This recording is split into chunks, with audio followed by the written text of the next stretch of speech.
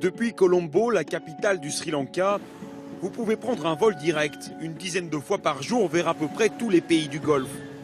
Arabie Saoudite, Koweït, Qatar. Ces avions emmènent chaque année 250 000 Sri Lankais travailler dans la péninsule arabique.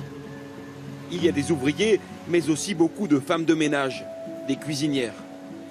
Elles partent pour 2 ans minimum, un déchirement pour les familles.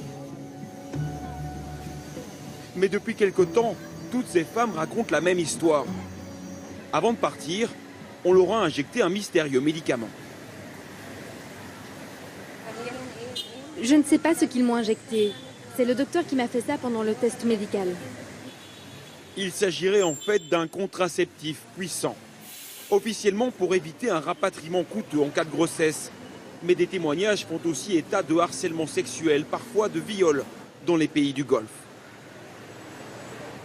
Dans le centre-ville, des dizaines et des dizaines d'agences recrutent ces travailleuses, prêtes à partir à des milliers de kilomètres. La plupart des agences ont refusé de nous répondre au sujet de ces médicaments injectés aux femmes.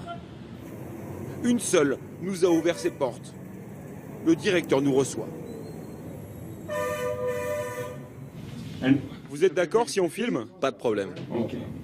D'après nos informations, c'est ce contraceptif, Depo-Provera, qui serait administré.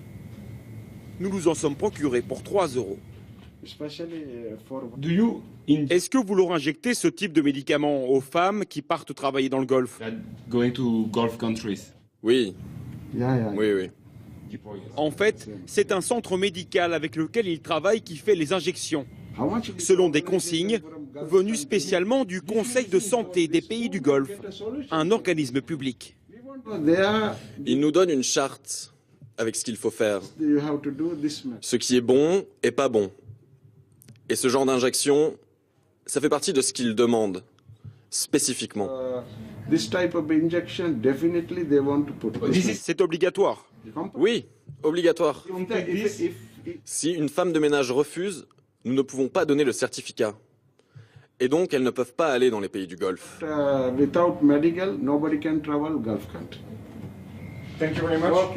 Il est impossible d'obtenir un emploi et donc un salaire sans accepter de recevoir ce contraceptif.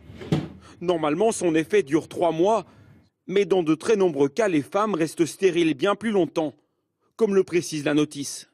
Le retour de la fertilité se produit en moyenne 13 mois après l'arrêt du traitement.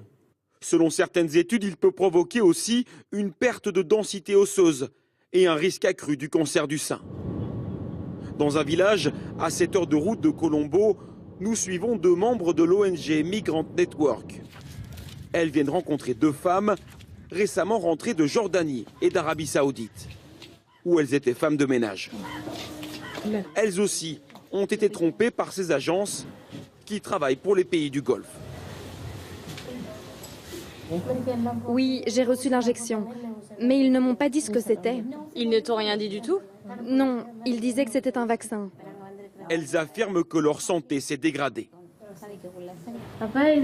Ils disaient qu'il n'y aurait aucun effet secondaire, mais aujourd'hui j'ai des douleurs dans les jambes et dans les mains à cause de l'injection. Et j'ai mes règles 2 ou 3 fois chaque mois. Ce contraceptif aurait été administré à des milliers d'employés de maison, comme elle. Une pratique extrêmement courante, selon cet expert, qui étudie le parcours de ces travailleurs migrants depuis des années. Selon lui, cette injection cache aussi des violences sexuelles dans les pays d'accueil.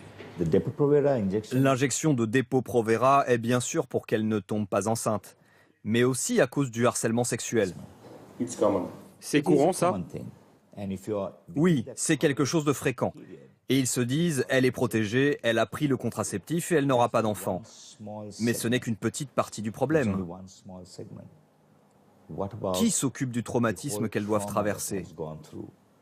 Et elles doivent vivre avec ça pour le reste de leur vie.